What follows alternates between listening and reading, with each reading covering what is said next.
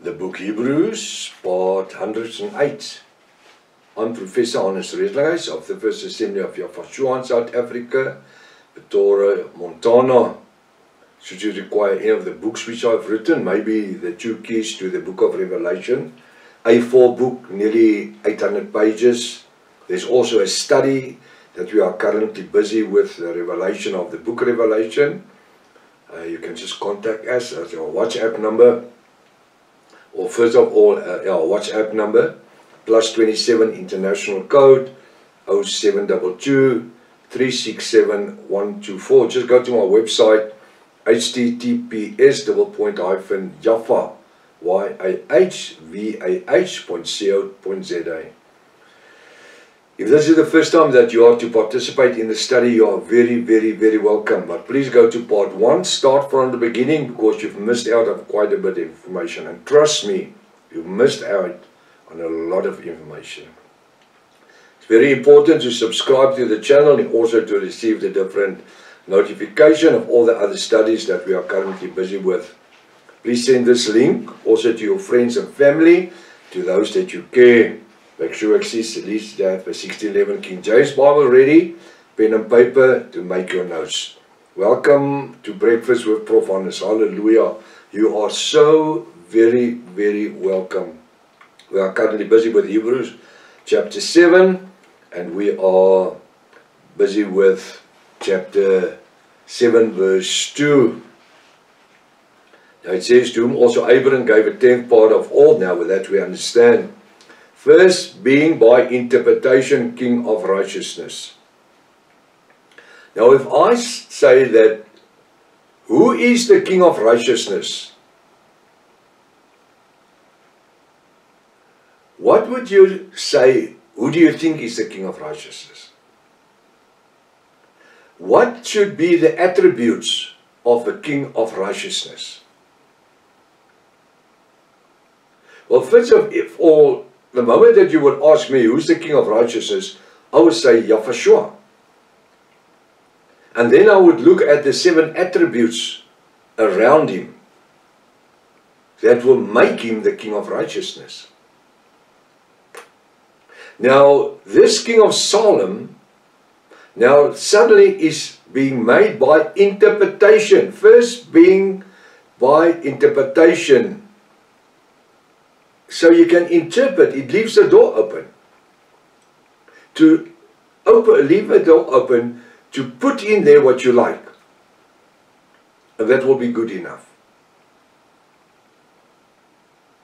King of righteousness. So immediately the church would tell you that the king of Salem, Melchizedek, he was equal to Yafashua. He was equal to, because he did not add sin, and we will see that. He had no father, he had no mother.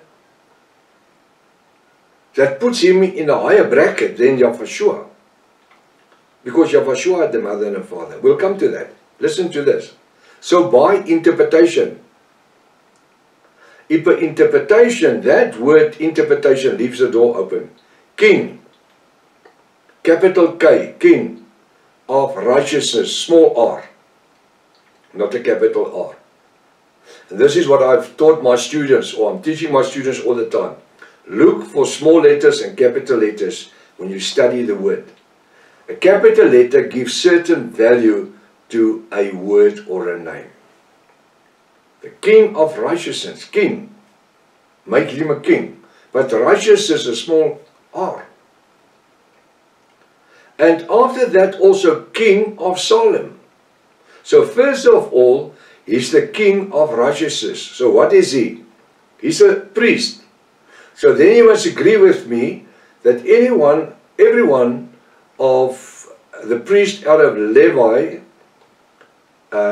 in the time of Moses were kings of righteousness. Why? Because they served the temple. They were kings of peace. They were presenting what the tabernacle stood for. Peace, calmness, righteousness, as opposed to be sinfulness. First being by interpretation king of righteousness. So immediately we already have a made up mind of speaking about a king that is sinless. And the moment that we talk about sinless, because righteousness is equal to sinlessness. So the moment that we speak about sinlessness, the disciples comes to Yeshua and say, good master. And he says, don't call me good. There is nobody good, not even me. Why? Because he was in the flesh. Although he was the son of Yahweh. So, would we say that the king, what's his name? Melchizedek, is righteous by interpretation? Well, if you read the rest of the scripture, it seems like that. And after that, so after being the king of righteousness, also king of Salem. So first he's on a platform, king of righteousness. Then king of Salem, which is king of peace. Do you see that?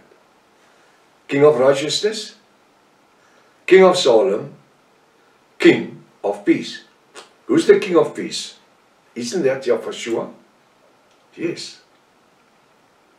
Definitely it is. He's the king of peace. Without him, there's no peace. So what do you understand now? This king, Melchizedek, the king of Salem, came to Abram returning from the slaughter of the kings, and he blessed him. Then he received a 10th part of all which was taken or captured, the spoils from the war. Now we're looking at the character of this king of Salem, Melchizedek, king of righteousness, king of Salem. It doesn't start with king of Salem, king of righteousness. King, there's three kings, kings of righteousness, kings of Salem, king of peace. Because he's the king of Salem, which is king of peace. So in his country, there were only peace. Can we read the scripture now? Let's read the scripture, verse 2. To whom also Abram gave a tithe, 10th part of all, first being by interpretation, king of righteousness. After that also king of Salem, which is king of peace. So Salem didn't have any routes. It was a peaceful country. Am I right? King of peace. Why did they have an army? If there was no war, if there was no problems, if there was only peace, because this is like creating Utopia on earth. Utopia is paradise. There's not one scripture that says paradise was on earth, although the church has taught us since we were babies that Adam and Eve lived in paradise. No, Garden of Eden, two different places. 3 times you see paradise, every time in heaven, never on earth. So this is, and that is called Utopia. Now, or let me put the word Utopia is an earthly paradise. There's a communist referral to Utopia. So what do?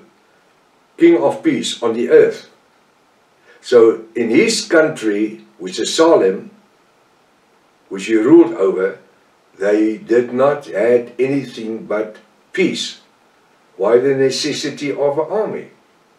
Why did Abram pay 10% of the spoils to King Melchizedek? Because he hired soldiers. Now what does a country that has peace, king of peace, country of peace, king of righteousness, the king of Salem, there's only peace, what does he do with the army? Just think about it. Now in verse 3, this is where the problem begins. Because we have verse 2 that's giving us the three kings. The kings of righteousness, kings of Salem, king of peace. Now he says this king of peace is without a father, without a mother. Now tell me, can any person exist without a father? Yes. How is that possible? Well, Yahshua exists without a father. He had Joseph, which was his own earthly father, but that had to educate him for 30 years before he went into the ministry. Without father. Yahshua had a father. Do you know that? Yes, the Bible says. When we studied Hebrews 1 verse 1, Hebrews chapter 1, we saw that he says, and I will be a father, and when he exalted the angel, and he says he gave him a name above every other name. He says, and I will be a father unto him, and he will be my son. He wasn't the son, he became the son. Yahweh wasn't his father, he became his father that day when he was exalted. Now he says, so even Yahshua had a father. Now it says the king of Salem didn't have a father. King Melchizedek. He didn't have a father. The Bible says so. Now how could he have exist without a father? How could he exist? So immediately the idea is created that this king of Salem was a very spiritual being. Because he says, verse 3, without a father and without a mother. Now if he was without a father and without a mother, where did he come from? Oh, he was a gift out of heaven. Where does that stand in the Bible? Because that's the idea that was created by teachings and preachings throughout more than 600 years of Protestantism. Without father, without mother, without descents. So he didn't have brothers and sisters. Having neither beginning of days nor end of life.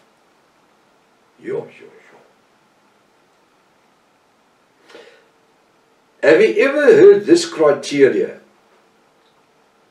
been added to Elijah,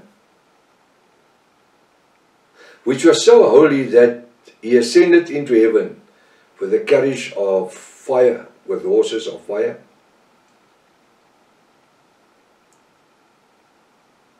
Without father, without mother, without descendants, having neither beginning of days nor end of life. Ooh, how is this possible?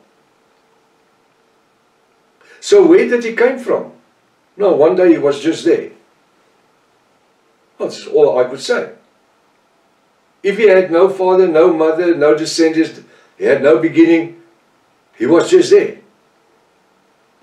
And then he became the king. Was he just there as an adult, or was he there as a baby? No, he couldn't have been there as a baby because there was no father or mother. So this sounds like an alien that dropped out of heaven. Because people do believe in aliens. There are people believing in aliens. I don't believe in aliens. That's an alien story. But he came from somewhere. So one day he was suddenly in Salem as an adult person, without a mother, without a father. I don't know who taught him a language. We don't know how he learned anything. He was taught in warfare because he had soldiers to make war. Who taught him to teach his soldiers how to make war? So where does he come from? Now time has caught us up. I want you to take verse 3 and make your own study about it. And see if you can make sense out of it. Because by just reading over it, it doesn't make sense. But the word is revealed unto whom he wants. Till tomorrow morning, if his Father's will. Maranatha. Yahweh is coming back again. Hallelujah.